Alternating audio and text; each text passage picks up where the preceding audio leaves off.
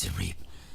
Yo, what guys, Spray here back with another video, and today here we bring you a really interesting deck, and this is the Tachikaze deck. Now, this deck is really underrated, and it's a really good deck if you do play the cards right and have the right build.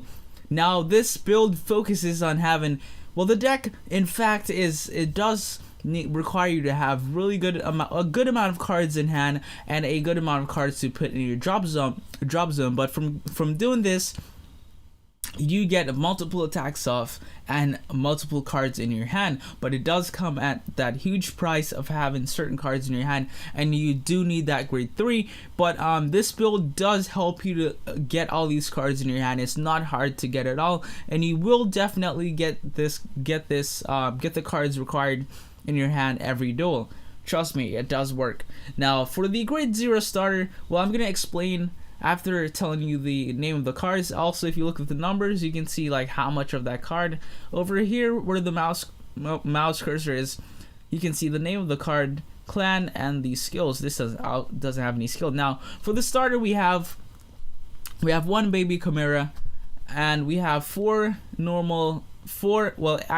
normal triggers, 4 normal heals, and 4 normal crits.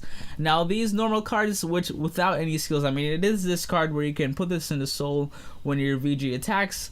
It gains 5k, plus you get to draw a card, but it is a downside. You don't have that Vanguard to put in the drop zone, and you don't have that flexibility that you would have if you have a 5k and able to reach like higher attacks. That 1k does make a difference. Trust me, it does. Now, along to the grade 1 lineup, we have 3 PGs, 3 Barrier Dragon, that is the name of the perfect guard, 3 Cold Dragon. This card is your counter charge and soul charge card. It's also good for reaching good attacks. We have 4 Prison Bird, which is just your searcher for G3 to stride with, well, G3 to stride on top of or stride with, and it's also it also gains plus G2 while in hand, so you can drop it as a G3. Also, we have 1 Savage Foxy. Now, I'm kind of testing Savage Foxy. Does come in handy in most cases, and I did sacrifice 1 Cold Dragon for it, or you can either put, if you don't want to use Savage Foxy, you think, but the 2k does really help though. But if you don't want to use Savage Foxy, you can add another Cold Dragon, or you can add another PG. That won't affect the deck too much, but I would go with another Cold Dragon probably. But it's up to you and up to the player and how you think that card benefits the deck. Now, we have 4 Assault Dragon. That is just your 11k attacker. Nothing really too great or too bad about him. He's just 11k attacker that can just get through with enough power to attack the Vanguard. We have the 2 main G2s of the deck. We have Beam Dragon and Blade Dragon. Now, Beam Dragon, you gain 7k power by paying the costs, and after you're paying all the costs, skill and being Engorge. Engorge is when you retire a rear guard.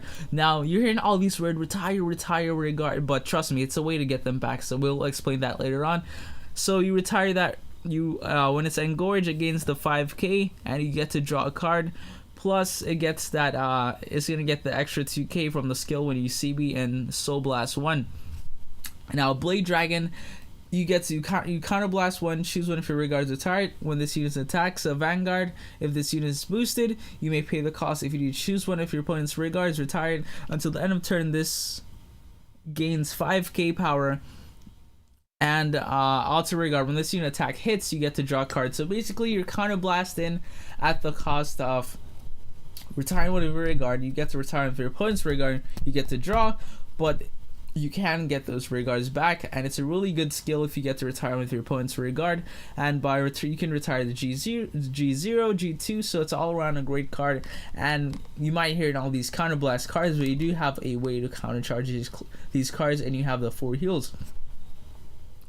Now, Explosive Dragons, when it's Engorged, it doesn't get any power, but it does get a really cool skill where your opponents can call any grade 0. So it's basically the Silent Tom of the deck, but you do have to Engorge for it.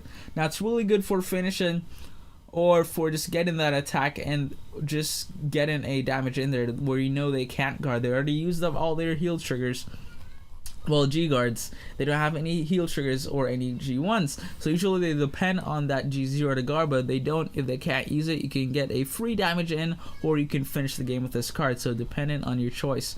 Now I might keep this, it's gonna stay at 2. It's either gonna go at 1 or it's gonna stay at 2, because it does get clogged if you have 3, and it's useful, but it's not useful in every single situations, so it's just there as a G2, and it's really good skill just in case you need to call it out and finish the game.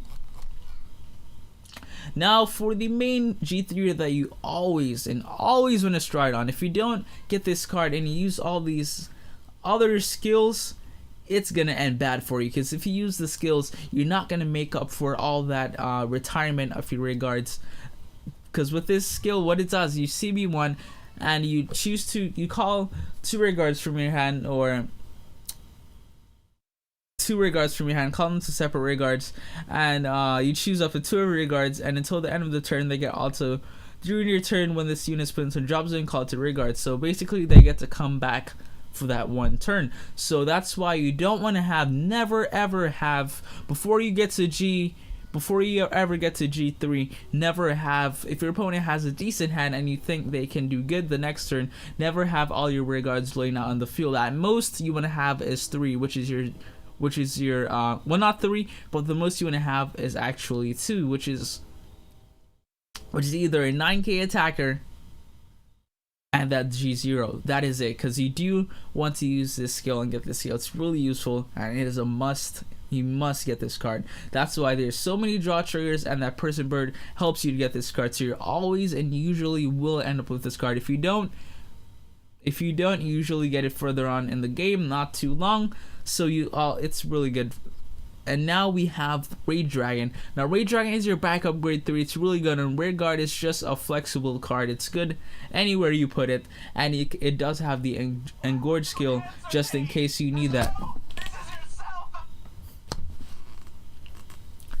So along with the grade 4 lineup, we have Absolute King Gluttony Dogma, which is it's basically you choose a face up card with its name, and you turn it face up.